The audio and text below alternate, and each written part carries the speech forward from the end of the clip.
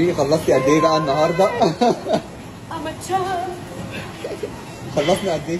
بعد الأخبار الكتير اللي طلعت في الفترة اللي فاتت واللي أكدت إن خلاص مفيش أمل إن باسم بوسيل ترجع لتامر حسني مرة تانية، النهاردة اتفاجئنا كلنا بصورة لباسم بوسيل وتصريحات قالتها لبعض المقربين منها زي شام الذهبي بنت الفنانة أصالة نصري اللي كشفتها شام ولمحت إن باسم لحد دلوقتي لسه بتحب تامر حسني ومش قادرة تنساه.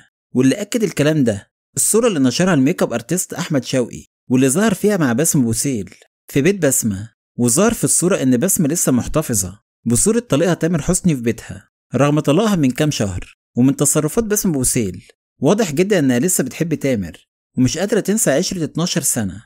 12 سنة يا جماعة فترة طويلة جدا، خصوصا لما تكون الفترة دي بتقضيها مع حد انت بتحبه.